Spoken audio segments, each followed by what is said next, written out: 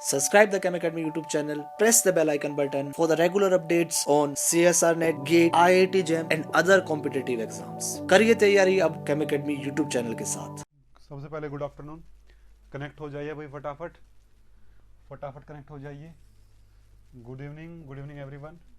हाँ जी, देखिए पहली दोनों क्लासेस में हमने बात करी किसके बारे में, हमने केमिकल काइनेटिक्स होती क्या, थोड़ा बहुत वो देखा। उसके बाद हम लोगों ने देखा कि ऑर्डर क्या होता है, first order, second order, nth order, half life देखी।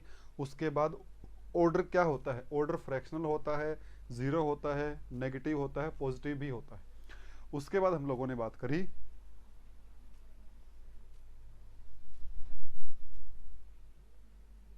ठीक है, उसके बाद हम लोगों ने बात करी कि ऑर्डर को निकालेंगे कैसे। हम लोगों ने ये भी बात कर ली।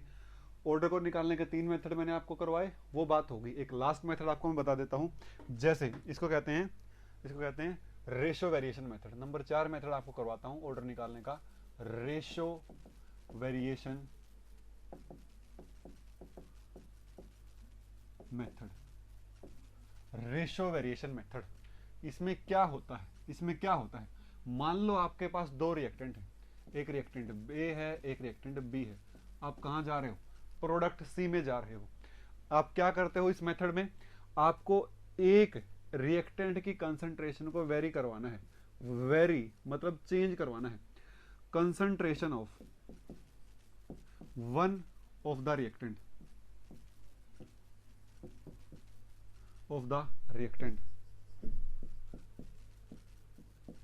keeping concentration of all other reactants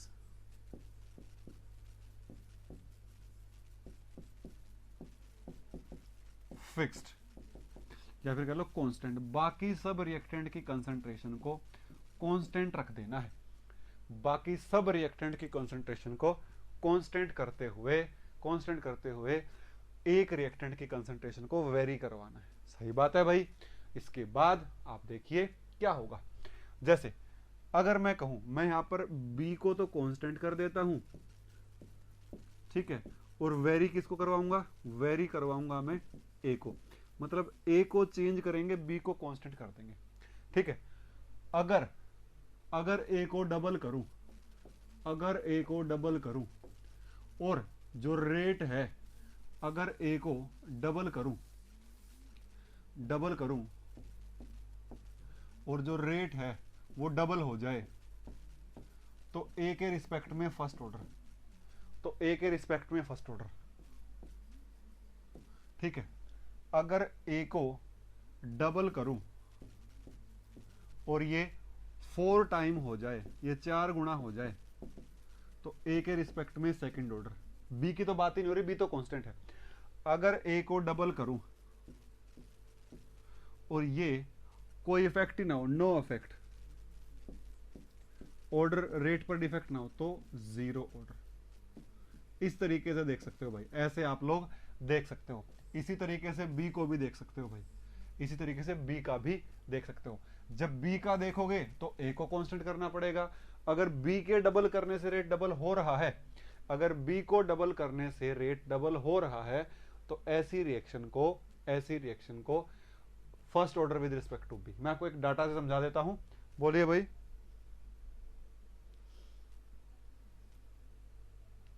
हाँ जी क्लास, अभी वॉल्यूम बढ़ाइए। वॉल्यूम तो ठीक है, 1 मिनट रुक जाओ बस, अभी रुक जाओ,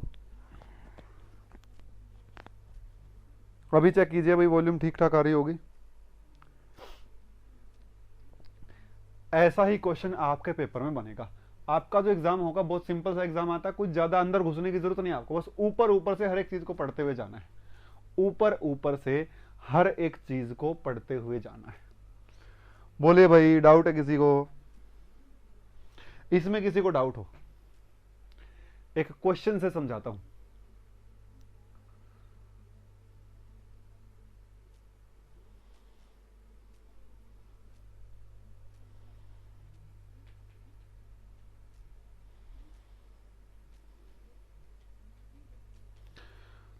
रिप्लाई दीजिए भाई फटाफट, डाउट है किसी को इसमें?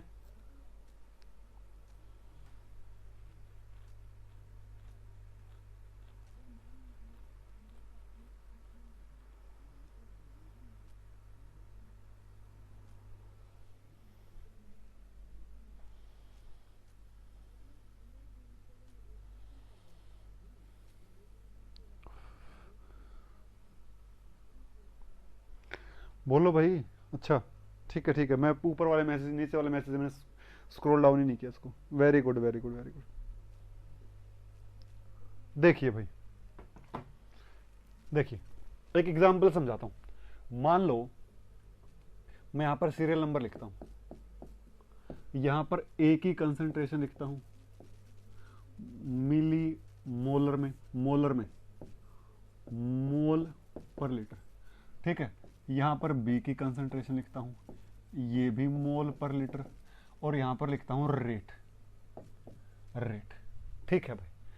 यहां पर पहला सीरियल नंबर, यहां पर दूसरा सीरियल नंबर, यहां पर तीसरा सीरियल नंबर। देखो इसकी कंसंट्रेशन शुरू में 1 है,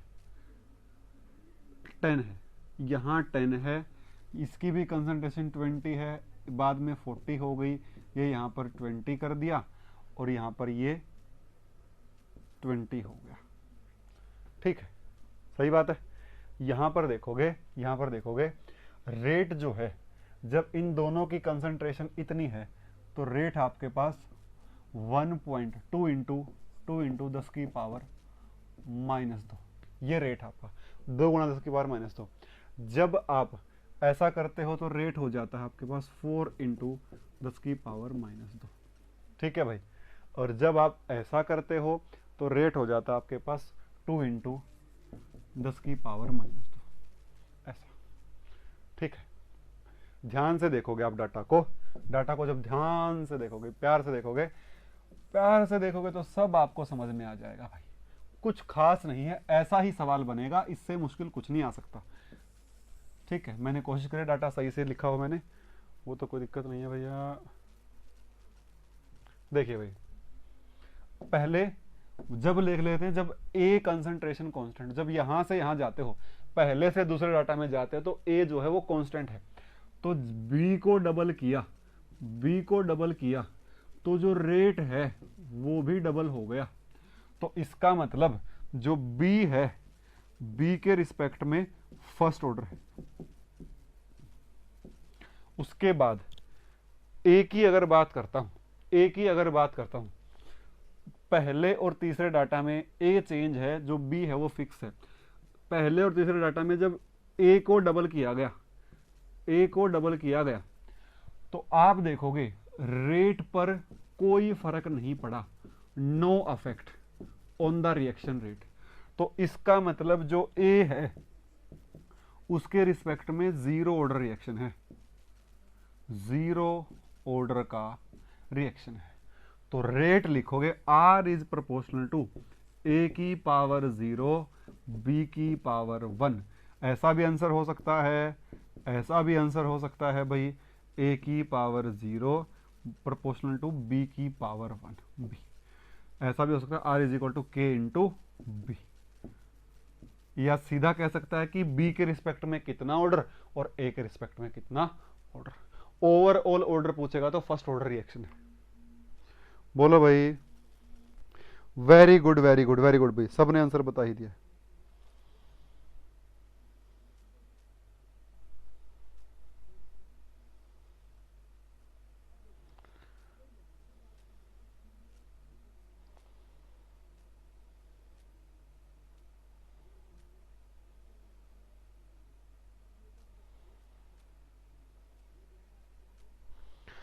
बोलो भाई, मैं आपको केवल उतना ही पढ़ाऊंगा जितना आरपीएससी में जरूरी है, ज्यादा डिटेल में नहीं घुसेंगे हम लोग, ज्यादा सिलेबस भी नहीं है, ठीक है, बहुत कम सा सिलेबस है। ऊपर ऊपर से जैसे क्वेश्चन आए, फर्जी से क्वेश्चन आए हुए हैं, तो इतना डिटेल के अंदर घुसने की जरूरत नहीं है। आगे बढ़ते हैं भाई। नेक्स्ट हमारे पास टॉपिक है अर्हेनियस इक्वेशन। अर्हेनियस इक्वेशन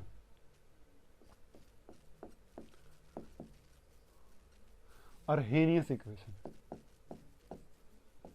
आज वाली क्लास में हम 2 टॉपिक पढ़ेंगे और आगे वाली क्लास में उसके क्वेश्चंस देख लेंगे कुछ, या फिर बीच बीच में आपको बताता रहूंगा। अर्हेनियस इक्वेशन देखो, ये वो फैक्टर है जो रिएक्शन के रेट को अफेक्ट करने वाली ये वो फैक्टर है, या फिर ये वो टर्मिनोलॉजी है, वो टर्म है जो एक्सप्लेन करती है कि रिएक्शन का रेट जो है, जो रिएक्शन का रेट है वो टेम्परेचर के साथ कैसे चेंज होता है। वो कौन बताती है आपको? अर्हेनियस इक्वेशन बताती है, ठीक है भाई, देखो सबसे पहले तो अगर मैं थर्मल रिएक्शंस की बात करूं, दो तरीके की रिएक्शन होती है, एक थर्मल एक फोटोकेमिकल। अगर थर्मल रिएक्शंस की बात करूं, किन्हीं भी थर्मल रिएक्शन में अगर आप टेम्परेचर को T से T+10 लेकर जाते हो, टेम्परेचर को 10 डिग्री इंक्रीज करते हो, तो जो रिएक्शन का जो रेट है वो क्या हो जाता है, 2 to 3 टाइम्स हो जाता है। ये जनरल ऑब्जर्वेशन है, ये ऑब्जर्वेशन बेस्ड रिजल्ट मैंने आपको बताए हैं। अगर किसी रिएक्शन में आप टेम्परेचर को कहां से कहां 10 डिग्री इंक्रीज करते हो तो उसका रेट डबल से 3 गुना के बीच में वैल्यू रखता है। तो एक यहां से एक नई टर्म डिफाइन होती है जो मेरे अकॉर्डिंग इंपॉर्टेंट है, उसको कहते हैं टेम्परेचर कोफिशिएंट। टेम्परेचर कोफिशिएंट जो क्या बताता है, ratio of rate constant at a difference of 10 unit, ratio of rate constant at a temperature difference of 10 units, it is known as temperature coefficient. Temperature coefficient of the reaction, temperature coefficient of the reaction. तो आपको क्या कह देगा, एक temperature पर क्या दे देगा, मान लो आपको कह देगा क्वेश्चन फर्जी सा आएगा, कोई ऐसा क्वेश्चन मेरे को लगता नहीं इसमें से कुछ आएगा, बाकी आप इसको ध्यान रख लेना भाई टेम्परेचर कोफिशिएंट क्या होता है, ऐसा ही क्वेश्चन पूछेगा आरपीएससी में। देखिए क्या होगा, अगर आपको कह दे 270 केल्विन पर जो रेट है वो 2 गुना 10 की पावर -2 मोल पर लीटर पर सेकंड है।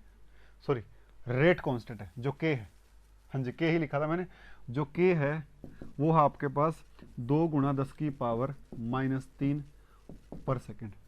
जब आप टेम्परेचर को 280 कर देते हो, 280 केल्विन कर देते हो, तो जो रेट होता है, रेट कांस्टेंट जो क्या हो जाएगा, वो हो जाएगा 3.5 या फिर 4.5 इंटू 10 की पावर -3 पर सेकंड, ये हो जाता है। तो आपसे पूछेगा टेम्परेचर कोफिशिएंट क्या होगा, टेम्परेचर कोफिशिएंट क्या होगा, सीधी सी बात आपसे पूछ लेगा। कुछ नहीं करना है आपको क्या करना है भाई, देखो सिंपल है, बहुत सिंपल है, के एट 270 है ना, 280 के एट 280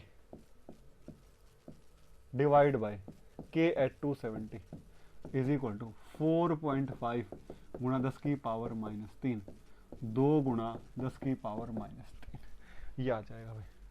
एक और बात ध्यान रहे, डायमेंशन लेस होता है, कोई डायमेंशन नहीं होती, ये कैंसिल आउट हो जाएगा, यहाँ पे आ जाएगा temperature coefficient is equal to 4.5 by 2, 2.125 is the temperature coefficient for that reaction। 2.25 आएगा क्या, अच्छा गलत लिख दिया, 2.25 सॉरी भाई 2.25 ऐसा है, ऐसे से आएंगे क्वेश्चन भाई।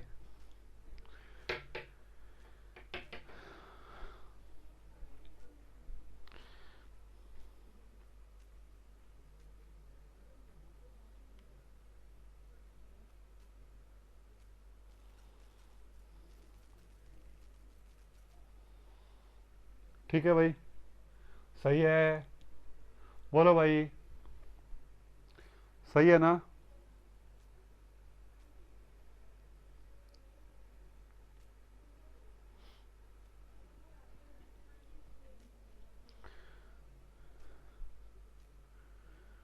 ये तो था टेम्परेचर कोफिशिएंट। अब मैं बात करता हूं effect of temperature on reaction rate.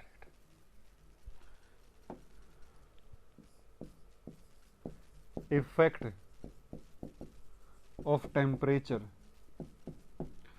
On reaction rate, किसी रिएक्शन के रेट के ऊपर, इज गिवन बाय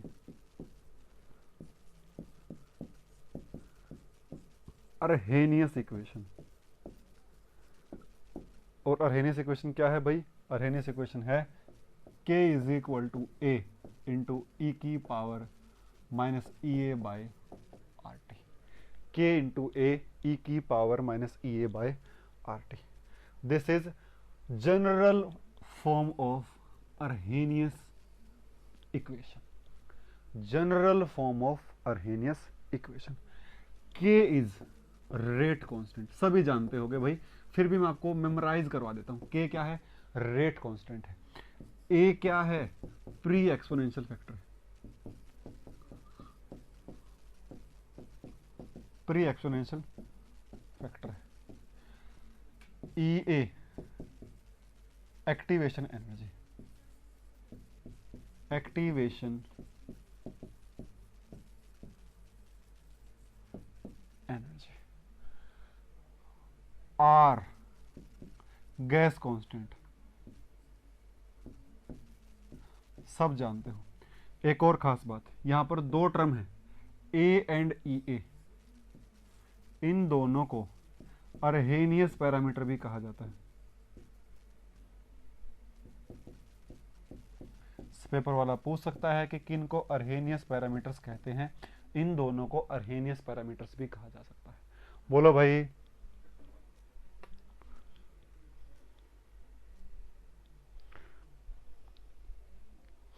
इन दोनों को अर्हेनियस पैरामीटर भी कहा जाता है।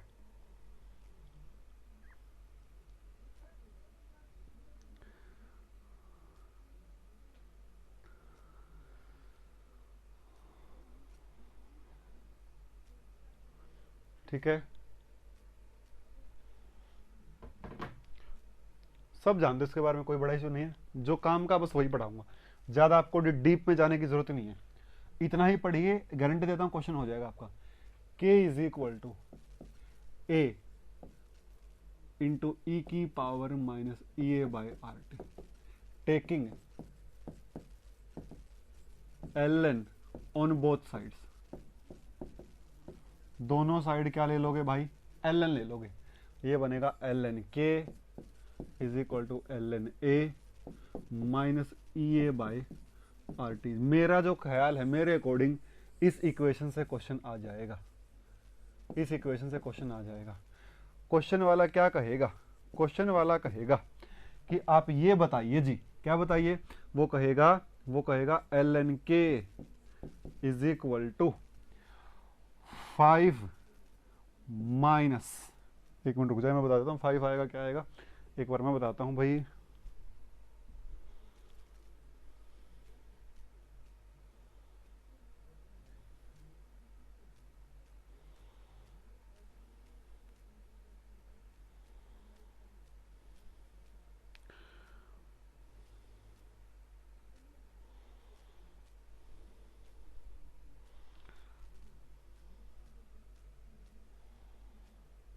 देखो ये कहेगा 10 माइनस 2000 बाय टी,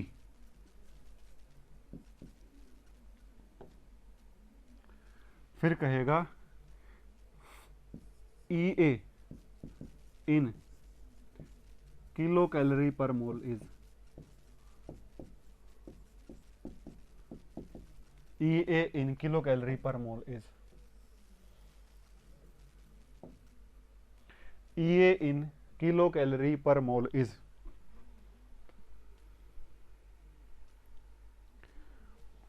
बोलो भाई क्या होगा?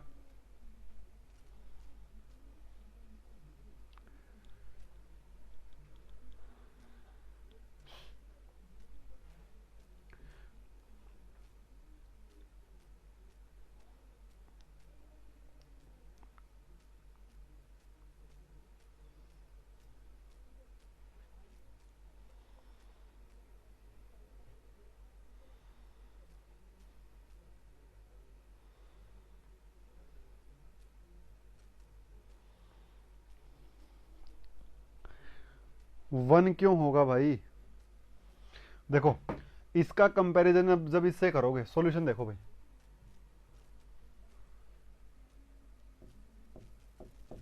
क्या लिखा हुआ है?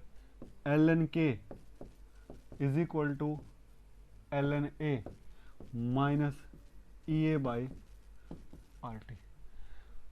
तो E A by R T किसके बराबर है? 2000 by temperature, 2000 by temperature. T से टी उड़ गया, ये कितना आ गया? 2000 इंटू आर। आर क्या होता है? 2 कैलोरी पर केल्विन पर मोल। ठीक है भाई, यहां आ जाएगा EA इज इक्वल टू 2000 गुणा 2, ये आ जाएगा EA is equal to 4000 calorie per kelvin per mole. ये आ जाएगा 4 kilo calorie per kelvin per मोल। पर केल्विन तो नहीं आएगा, हाँ पर केल्विन पर केल्विन।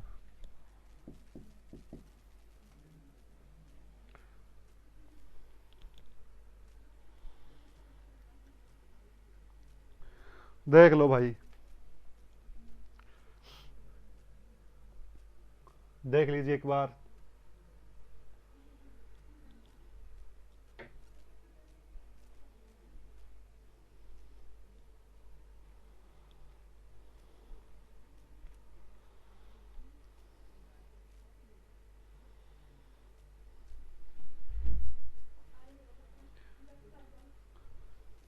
गाड़ी लेकर नहीं आया आज, गाड़ी लेकर आज चलेंगे ना, अभी इकट्ठे ही चल पड़ेंगे। आधे घंटे में चलते हैं।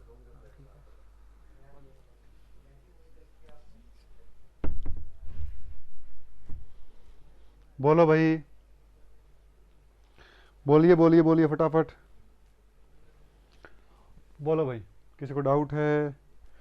क्लियर ही होगा भाई सबको। इसमें आपको क्या ध्यान रखना, आपको अगर जूल पर केल्विन में पूछे तो आर की वैल्यू 8.314 रख देना। अगर लीटर बार में पूछे तो 0.08314 रख देना। अगर आर का तो पता होगा आपको, देखो भाई आर की वैल्यूज रख लो यहां पर, देख लो एक बार ध्यान से। R is equal to 8.314 joule per kelvin per mole, 0.08314 litre बार पर केल्विन पर मोल। ध्यान रखना भाई वैल्यू सारी की सारी। 0.821 लीटर एटीएम पर केल्विन पर मोल। और क्या होता है भाई, और होता है यहां पर 2 कैलोरी पर केल्विन पर मोल। यहां से आप कुछ और रिलेशन निकाल सकते हो भाई।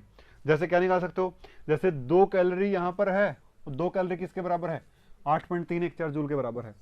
2 calorie is equal to 8.314 joule. 1 calorie is equal to 4.1, यहां आ जाएगा भाई 4.1 समथिंग आता है, 4.2 आता है, 4.186 आता है, ऐसा कुछ आता है। हाँ, ऐसा भी आप यहां से देख सकते हो भाई। ठीक है, तो ध्यान रखना भाई, ऐसा क्वेश्चन पेपर में आ सकता है। मेरे अकॉर्डिंग ऐसे क्वेश्चन आएंगे, ज्यादा कोई हार्ड क्वेश्चन, मैं फिर से रिपीट कर रहा हूं, हार्ड क्वेश्चन आने के चांसेस नहीं। ये रही भी गैस कांस्टेंट की सारी वैल्यू, अलग अलग यूनिट्स में गैस कांस्टेंट की सारी वैल्यूज और भी होते हैं पर वो काम की नहीं है।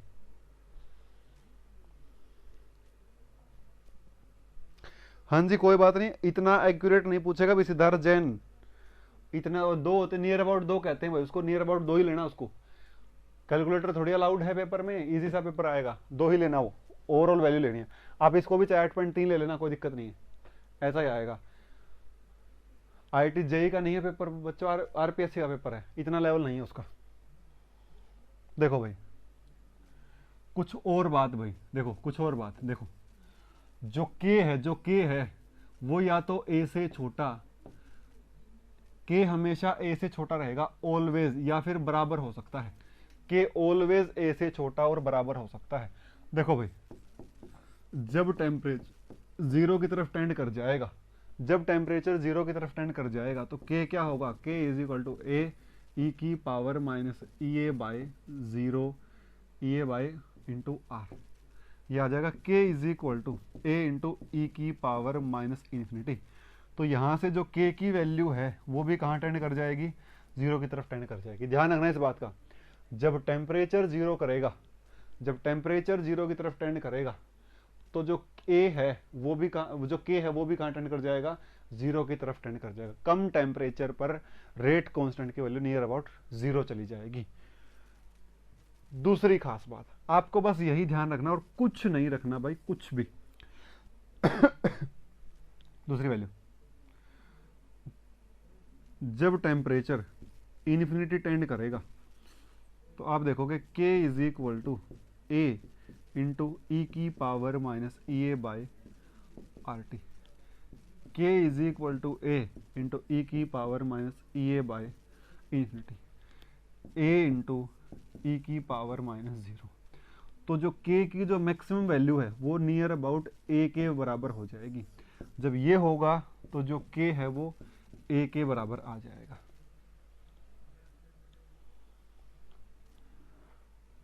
ये रही भाई,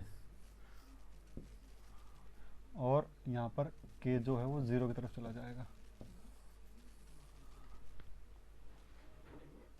बोलो भाई, देख लो भाई, देख लो।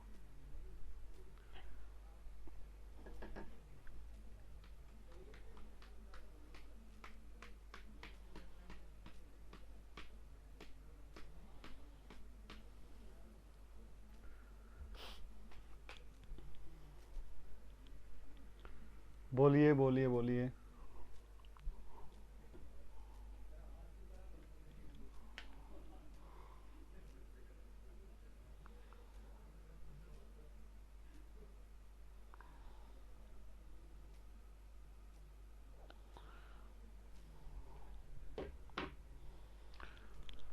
बोलिए भाई।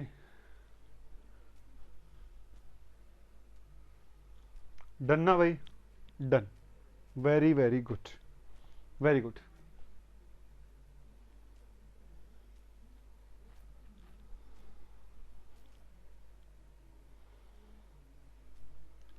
एक और होता है भाई, लास्ट है, last.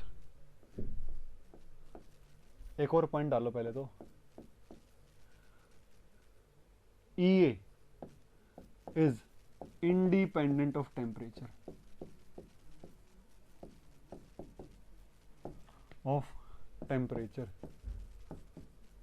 according to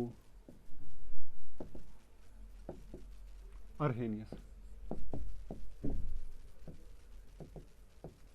according to Arrhenius, जो एक्टिवेशन एनर्जी है वो टेम्परेचर पे से इंडिपेंडेंट होती है अरहेनियस के अकॉर्डिंग।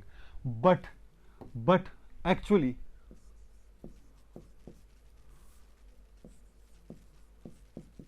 इन एक्चुअल सिचुएशंस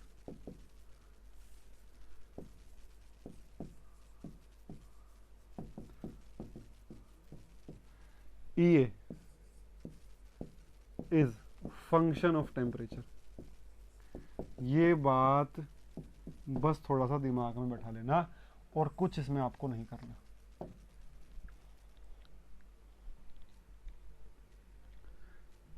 अरहेनियस के अकॉर्डिंग टू टेम्परेचर जो एक्टिवेशन एनर्जी है वो टेम्परेचर पर डिपेंड नहीं करती, ठीक है, लेकिन एक्चुअल कंडीशन में जो एक्टिवेशन एनर्जी है वो टेम्परेचर पर डिपेंड करती है, वो टेम्परेचर पर डिपेंड करती है, ठीक है। बस लास्ट पॉइंट है और अरहेनियस भी खत्म होता है। ध्यान से देखिए भाई, ध्यान से देखिए, जो K है A इंटू ई की power minus E A by R T होता है। अगर पहले टेम्परेचर पर बात करूं तो ये ऐसा हो जाएगा। रुको भाई, ऐसे नहीं करते, ठीक है। इंटीग्रेटेड फॉर्म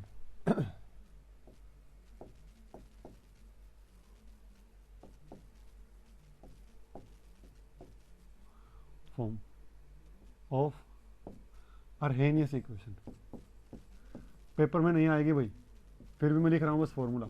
ये इंपॉर्टेंट नहीं है, नहीं आएगा पेपर में इतना, थोड़ा सा, क्योंकि कैलकुलेशन बड़ी हो जाएंगी इसमें। पेपर कैसा होगा? पेपर ऐसा होगा कि आप आंसर देखते ही टिक कर दो, ऐसा होगा पेपर। तो ये तो नहीं आएगा मेरे अकॉर्डिंग, पर फिर भी ln K2 by K1 is equal to EA by R T2 minus T1 by T1 into T2. This is integrated form of Arrhenius equation। इतना ही है अरहेनियस में, कुछ ज्यादा आपको नहीं करना भाई, इतना ही पढ़ना है, ज्यादा इधर उधर दिमाग नहीं चलाना। सिंपल सी बात है, कोई कितना ही ज्यादा पढ़ाता रहे उससे कोई फर्क नहीं पड़ता। हम भी ज्यादा पढ़ा सकते हैं, ज्यादा पढ़ाना होता तो हम लोग आपको सीधा सीधा नेट का कोर्स ही करवा देते। तो that is not the way to do the paper. ये क्या है, इसको कहते हैं कौन सा? Screening exam. स्क्रीनिंग में इतना हार्ड आता ही नहीं कभी भी।